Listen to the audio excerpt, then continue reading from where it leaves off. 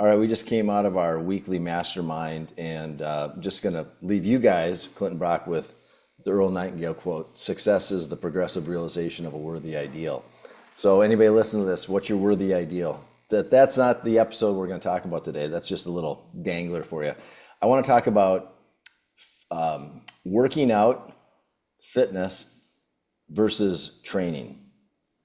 And so I'm just going to kick it off. The way we define it in Argent Alpha is training. We train. Our program's called Argent Alpha Athlete. A3 is the shorthand. And the reason we chose that, well, one, words matter. And so when men view themselves as athletes, it's a pretty powerful motivator. And we've had a lot of guys who in our program have said, I never thought of myself as an athlete till I was 55 or 60 or 65. Some guys in their 70s. And the reason we think that distinction is important is because when you're an athlete, you train with an objective in mind. And when you have an objective in mind, you have a plan to achieve the objective versus random acts of fitness. And I'm stealing that term from my friend Jennifer Zick, who runs a fractional CMO marketing firm. And she talks about companies creating random acts of marketing. And it's such a great tool because everybody does it. It's like it's the same thing in when you think about fitness. Random acts of fitness. Should I do yoga? F45. I've seen stuff with people hanging from ropes doing dances, and I mean, there's all kinds of stuff out there under the fitness category. But we focus on training, and so I want to talk about that with you guys today. So this is for all the meat eaters out there listening to this podcast who just want to go out and just lift weights and get strong and all the stuff we all like to do. But there's a method to the madness. There's a way to do it, and so with that. I'll kick it off with our strength coach, Brock Harling. Talk a little bit about, from your perspective, training versus just working out or just getting sweaty. Yeah, I've seen a lot of both. After being at the gym for about 15 years now, we've had plenty of members that come in and are just there to get sweaty, just for a good workout, with no goal or objective in mind. Is just like it. Some are just getting out of the sedentariness, which is great. It's a great way to start. But then, for people that have been doing it for a long time and not having an objective to go towards, they're there checking the box of, yep, I got my workout in, now I could go do whatever else. Or it gives me I don't mean this for everybody. It's not a widespread piece of it, but it's like, now I can go do whatever else I want outside of the gym because I punched in. Where if you have something you're training for, you're dialed in. The example when you were talking through that, Jag, that came to mind was a couple of years ago when we were in Arizona and we heard Dan Zeman talking about training Greg LeMond. And Greg LeMond is a Tour de France winner and won multiple of them, I believe. Check me on that if I'm not right. But his thing was like, we don't have to be at peak level fitness all throughout the year and for year after year and a decade in a row. It's just like, I have to be at my peak level 2 times a year. It's for the time trials and it's for the Tour de France. The rest of it, I'm gonna hover in that training zone. And we've talked about this a ton. When I think of training, I think of staying in that training zone of 85%, or maybe I'm within a month of just putting the hammer down to getting to my peak. If you can live in that zone, I think that is a great place to train. And the workouts that the program we're putting together for Argent Alpha guys, and everyone else that I train, is just kind of with that in mind, of just like, we're going to keep you at this level, so that when we have an event coming up here in less than a month that everyone's going to be coming out here for, great time to peak. We're back coming in March or April down to Arizona, another great time to peak. But the rest of the year is kind of in that training zone. Mm-hmm. I don't know if I answered your question, but No, that's just what came to mind. no, it's perfect. I love it. You hit on a bunch of concepts I want to circle back to. But Clint, how about you? What's your perspective on this topic? Well, I love it. So the idea of, us over 50 being elite, the better shape we are, the older we get, the more elite we are, the more we level up, the more elite we are. And training with purpose, I mean, we can just see it, right? We can see it in the guys, you can see it in the circles that you're with. So I love the idea of thinking of myself as an athlete. We were all athletes in high school and some into college, things like that. There's that intermittent time. But as we become more elite, thinking like an athlete is everything. And training with that purpose that we have, the stuff that Brock and Nolan put out, it's so purposeful. And, all our guys here, we're seeing so many build skeletal muscle mass, obviously reduce the body fat. So being elite, the more elite, the better you take care of yourself, the more elite you are, and you see it as you get older. And that's what really sparks me. Well, I had a conversation with a guy yesterday who asked this super fundamental question, and I think the fundamental question here is like, why would you train? And it's such a simple question. You go, well, that's a good question. The reason we train is, one, we want to improve our health span. Health span is the quality of the years you have left. Lifespan is the number of years you have left. So it's quality plus quantity. Those two things, health span plus lifespan, equals longevity. So that's one high-level reason why we do it. And then you get into, well, what are you trying to achieve? Well, improved body composition, so body fat percent, maintaining or increasing skeletal muscle mass, because as we age, sarcopenia is always out there. That's the natural loss of muscle as we age. So we want to offset that. And we want to be completely functional, independent human beings that are living at a high level until we just expire, versus the traditional model, which is this managed decline, multiple medications, assisted living, and then just dying on it. It's just we're opting out of that model. Mm-hmm. So those are some framing statements. Then again, well, what's the next level? Well, we follow Peter Attia's 4 pillars of fitness for longevity, and we added a 5th pillar. So the 4 pillars are stability, strength, zone 2 cardio, zone 5 cardio, and then mobility. And mobility is important because if you don't unlock mobility, you can't unlock strength. And if you can't unlock strength, you will lose muscle mass. And so that's what I would call the method to our madness. It's all based in science and the outcomes we want. We don't work out or train to become aesthetically pleasing. That's just a byproduct. We train so we can function at a high level, improve our health span, and continue as men be the protector, provider, and leaders of our family. We're not going to fade out. That's not the objective.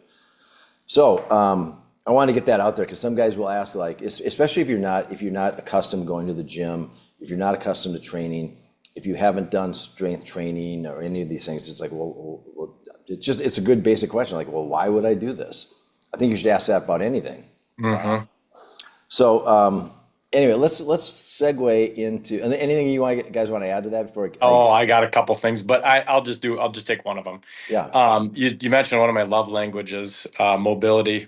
And I think a lot of people don't understand what it is. It's bringing your joints to full range of motion so that you have the bandwidth to add on strength.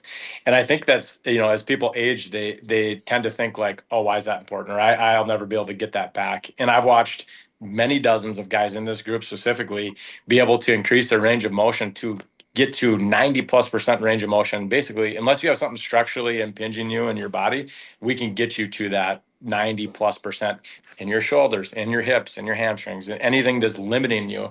And to watch that with guys in their 50s, 60s, even 70s, to be able to do that and do it really, really well has been so impactful. And the way that we do it, we have a screening process. People come in the gym with me, or we have an online remote screening process that we bring people through if they're in other parts of the country or in another country too, and just showing them, okay, here's the areas that your posterior chains, usually your upper back, typically thoracic spine, or hips or hamstrings, and then from there, giving them some protocols to be able to work through to gain back that range of motion there.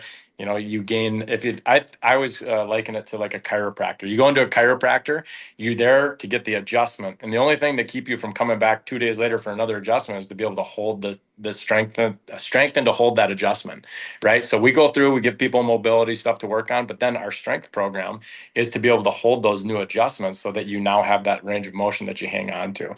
So I could keep going, but I probably shouldn't. Quick question, Brock, real quick. You mentioned, you may have answered this. What's the most common mobility limitation that you see in the guys coming in? Easy. That's an easy one. It's two things. It's upper back and it's hips. And it literally is like the whole backside of your body shuts down because why? We're sitting. Why? Yeah. Because we're sitting, right? Because like I'm doing right now. But if you're in the sedentary position, your shoulders are on forward, and then so there it's like it's getting that upper back and then getting out of the seated position, getting people through full range of motion in their hips. So if you got low back pain, I always think hips first, and like being able to do that almost, or knee pain, hips, so it's like it's those two things most commonly. So yeah, so mobility is huge, and mobility is not stretching, and that's a whole. Maybe that's another podcast because It totally is. that's its Can I, own can I rabbit say hole. one more thing, Jag? Sorry, I said only one, but this one's a quick one. So when we're talking about fitness and then Argent Alpha in general, the health that we're going for, a lot of people think that health is one dimensional in fitness, and so like think of that training perspective that we're talking about, that being in on the fitness side of things. But that what if you take that away? What if you get injured and you're not focused on anything else? You're done. And we have 5 key components, like hydration, mindset, sleep, and nutrition all follow in that same thing. What if you look at that in the training perspective too? So Yeah, no, that's a great point. So we've, I think, established what training is and how it's differentiated from working out, why it's important to living a fully functional and independent life. And then, so how do we do this? So there's 2 components that we have. One is our daily programming of strength training, where we hit on those 5 pillars: mobility, stability, strength, zone 2, and zone 5. So we deliver all that through an app. Brock and Nolan, who's one of our coaches, do all that write-ups. It's all for men over 50. This is all based on actual use cases of men doing this stuff. So it's all tested, delivered through an app. And then the other part of the A3 training is monthly testing. And so we do 3 kinds of testing, all hitting different fitness domains. And the first one is we call, and we won't go into all 3 of these right now, but there's a free guide you can get. If you go to argentalpha.com, you can download the A3 standards guide. But the first one we came up with, we're calling it A3 Classics. It's all about movements that are correlated to longevity. So a wall sit for time, hand release push-ups, pull-ups, plank for time, bar hang for time, and maximum number of burpees in 1 minute. And so Brock mentioned mobility. There's a lot of guys that come into this who can't hang from the bar because they have poor shoulder mobility. So we can't even get the grip strength if you can't get your arms overhead to hang from the bar. And if you can't hang from the bar, you sure as hell aren't going to be able to do a pull-up. And so we've had guys go from not hanging on the bar to hanging on the bar to getting their first pull-up. And if you get your first pull-up, you're not going to stop at 1. And so that's another key thing. And Clint, when you came in, I mean, I think you came in as a pretty fit guy. You did the standards. It was like, well, a little bit of a wake-up call. And then, of course, you went on and crushed everything. But talk a little bit about your journey with the standards from day one. It was, what do I want to say? It was just pure motivation. Seeing, I've talked about this before. I think I saw the first picture of the original 5 or 6 guys in your garage, and I saw the numbers that they were doing, and I had to be part of that. And I think I called you. I was like, how do I do this? And so it was just motivation, seeing guys over 50 and some of the guys even maybe a little closer to 60, doing awesome things. I was just motivated by that, and so it really just inspired me to go, work harder and put better numbers up. And it was simple as that. It's just sparked my fire. Well, one thing I got to say about Clint, so he came in, I think, like almost every guy, they come in, if they hit 2 minutes in the wall sit, they just go, oh my God, it was the hardest thing I've done. Well, Clint was one of those guys, but then probably within 2 months, I think you were at what, a 14-minute wall sit? I went overboard. I'm still a little scarred by that, but yeah, the wall sit is something that it's such a good, it's just a mental thing, and it's so powerful. I think, we've talked about this. I think everybody can do a 5-minute wall sit. You just got to get past there. Well, and the reason I bring it up, and I think this is such a key part of fitness and training and getting in the best shape of your life is the wall sit teaches you the mental part of it. So there's no way your legs got 7 times stronger in 2 months, but your mind did. Your ability to shut off that monkey mind of like pain, pull out of this, stop doing this, and you went to a place where you're able to do it. So Mark Devine and Robert Hamilton Owens in SEAL Fit talk about 20x. You're capable of 20 times more than what you think you are. Talk a little bit about that, Clint. I mean, episode 1 was you doing the SEAL Fit thing, but talk about like how this mental part of this training is such a key part. It's not just being a caveman going and lifting weights. Yeah. Well, I think one of the things that we talk about a lot is if I can do this, what else can I do? And it's a simple fact of really it's not about the physical. It's just like you said, it's the mental. What can I do? Where can I take this and put it into the next place in my life? And a lot of the things that we talk about in our 10X, it's, hey, what's next? What am I? Yeah, I'm getting fit. I'm becoming more elite, and it shows every day. The more I level up, why wouldn't I want to do more? And what else can I do? That's how it impacts me. If I can do this, why don't I put it into the other areas of my life and really create something special? Yeah, and Brock, I know you've seen dozens of men over 50 from day one to day 100 to year two. What are some of your observations about just the mental part of it that really caused the physical transformation? Um, I just wrote this down, and I don't know if we're going to plan on talking through the other two phases or the other two testing models, but I'll just give like kind of a high level overview because I think it answers the question well. When people come in and they're like, okay, I gotta change some things on my fitness. I gotta get in shape.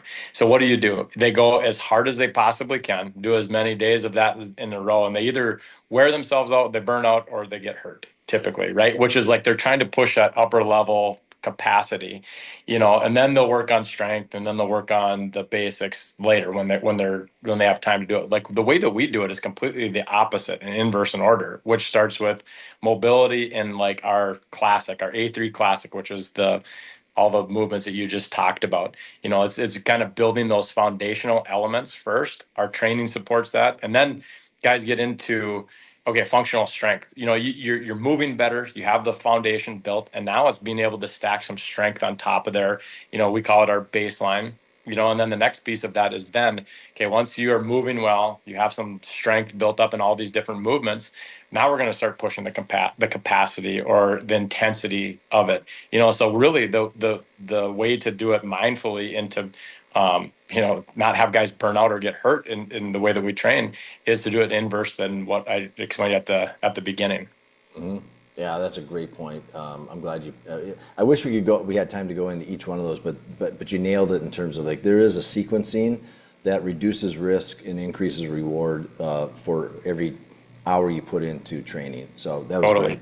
Hey, one thing before I forget, I want to put in because a lot of guys listening to this who may be in under the they think they're training or working out, but yeah, I call it chronic cardio, and I got that term from Mark Sisson.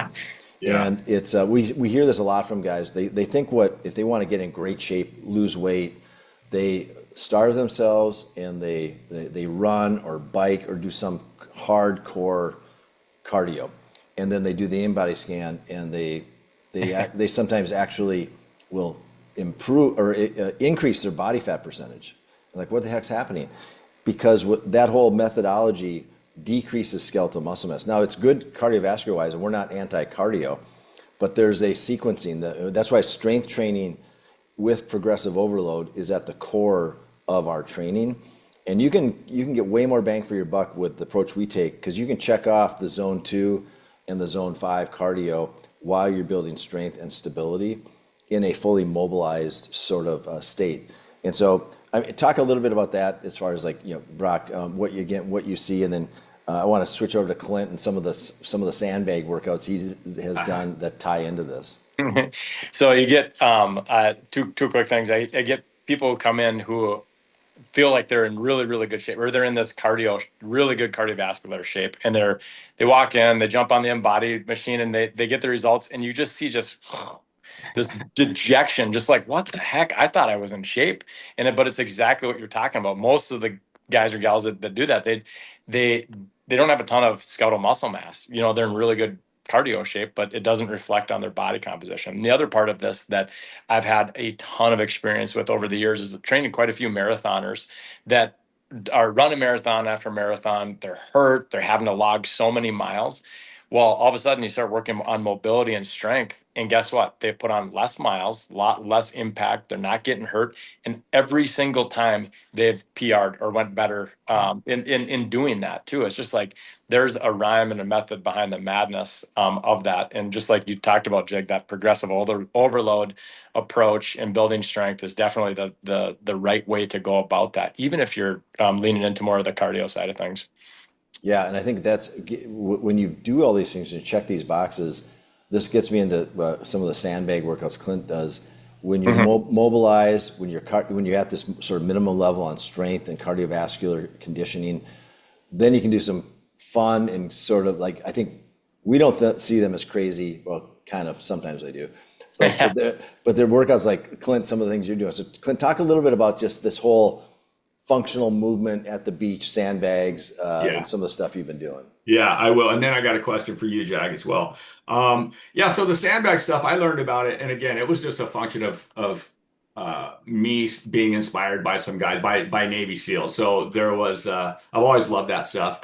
And a couple years ago, I met up with a guy, former Navy SEAL, who was running a group, a sandbag, super primal sandbag workout. You know, a 50-cent sandbag from Home Depot, go down to the beach, fill it with sand, and just every push, pull, squat, hinge, carry movement you could think of is involved with that. And that's why I love it. Mobility, I mean, you're sitting on your butt, scooting, dragging a 40-pound sandbag for over 100 meters. You can't believe the pain that causes, you know? That really fires me up. And it's kind of like it really fit into the crucible we did last year. I think that type of stuff is going to fit into the hunt. It's just primal. It's hard. It's the hardest workout I've ever done. I did another one. I went out just this Saturday morning, last Saturday, to our local park, and took off my shoes, just went barefoot and did about an hour going through all these things. Bear crawls with 40-pound sandbag on your back for 100 meters, burpee broad jumps, just everything you can think of. And I had it all planned out. But it's probably the most primal physical exertion I've ever done. And it's so hard, it makes you want to do it again. You know, is how I always Yeah. say it. So Well, and it's real world stuff. I mean, yeah, I mean, there's nothing wrong with machines, but machines are and they have their place, but they're not what real life is like. I mean, when yeah, those sandbags, that's no different than lifting your wife's 40-pound suitcase overhead into the bin of yeah, the airplane, or yeah. lifting a grandkid up, or carrying 2 sacks, farmer carrying 2 sacks of groceries in that, we would do way more weight than what a grocery bag weighs, but anyway, Yeah. yeah, all that stuff applies to real world life, and Oh, so yeah. Goblet squats, thrusters. I mean, all of it with a loose sandbag. It's so functional. yeah, it's It's awesome. perfect. Well, hey, I know we're coming up on time. I want to do just some key things for anybody listening to this is one, ask yourself, are you training or are you just working out? That's one question. Number two, if you don't have an objective driving your training, pick one. It could be an event, it could be a body composition goal, it could be improving your blood labs, it could be part of your identity shift of becoming your future self.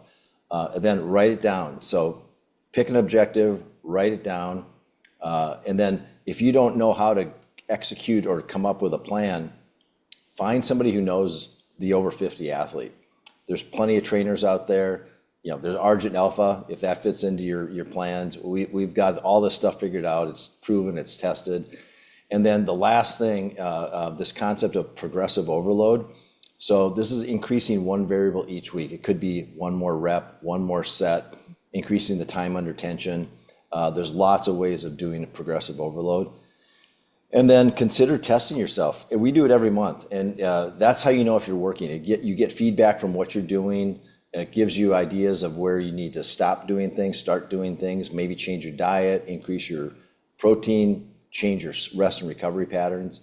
And it's all connected. And again, we cover all this stuff. It's all part of Argent Alpha. It's all in the plan. It's all documented. But if you're going to start with the DIY approach, start with an objective. Why are you doing this? Figure out a plan to execute it, and then test it to make sure you're making progress. So anything you guys would add, Brock? If you're a Anything? human being above the age of 10, you should be doing some sort of mobility. I got my 10-year-old can't even touch his toes. He needs mobility too. So I mean, it literally, if you're listening to this, odds are you need that and need to know what areas to focus on. Yep, start early. Clint, how about you? Yeah, well, real quick question for you, Jack, because proof of concept. At level 60, are you close to the strongest you've ever been? What's your program right now? Yeah, it kind of depends on the year or the season. So right when I was turning 60, I had a goal of benching 225. So I did 225 on the bench 8 times. And I think that was an all-time PR. I think when I was in my 40s, I could get 225 once, maybe. Yeah. So that's 15, no, that's probably 20 years later. Right now, I'm really focusing on rucking with weight for distance to improve my knee health so I can go longer. I'm bone on bone in my right knee. And so that's a little less about building muscle mass. It's more about endurance and some of that zone 2 cardio. And so I think you guys mentioned earlier this whole idea of seasons. Like I really like this seasonal approach. Like I'll be really good at something in a season, and then invariably, like my pull-ups are down. I mean, I'm not at my peak pull-ups. I think my best ever was like 17 2 years ago. Right now, if you held a gun to my head, I could probably squeeze out 12. But we all know that you're 1 month away from being back. Brock had mentioned this right at the beginning. And if you can, and we're working on this concept, we'll have a podcast on this sometime in the future, but Clint and I were talking about this concept of 4 out. So the whole idea of 4 out is 4 minutes from now, can you do about it? 4 days from now, what can you do about it? 4 weeks, what can you do about it? And 4 months, what can you do about it? So if you look at that, the 4 out concept will help you get ready for anything and stay ready. And I think that's the key, is staying within striking distance of being at your best with a short amount of time, and you're always ready. So yeah, at level 60, man, it's like, yeah, some things aren't quite like I can't dunk a basketball anymore. I mean, I could do that 30 years ago, maybe 31, 32 years ago. But I don't hold on to that dream of that past guy. I'm setting other PRs. Like my skeletal muscle mass is at an all-time high right now, just as of 2 months ago. And so never too late, man. You set different goals based on the season of life you're in. And so that's what's awesome about leveling up, is it's not about what I used to do. It's about what can I do today and what am I going to be able to do in the next day, week, or month. Well, the awesome thing, Jag, is as I saw a post you did maybe a week ago on Instagram or something, but you doing push-ups with your grandson on your back. You know, he's always going to know his grandfather was strong, and fit. So. Oh man, like, hey, at each level I go up, 61, 62, he's going to be gaining weight. So if I can if I can stay doing that, that's going to be, man, it'd be awesome when let's see, he's 4. So when he's 14, when I'm 70 and he's 14, I wanted that same video. Rip them out, No, if you keep hitting the same amount of reps, there's your progressive overload right there. Yeah, exactly. Just keep lifting the same kid, only he gets heavier. Yeah. Awesome. All right, guys. Well, hey, thanks for this. Thanks for tuning in to Argent Alpha Unscripted, and we'll see you guys next week. Thanks. All right. See you guys. See ya.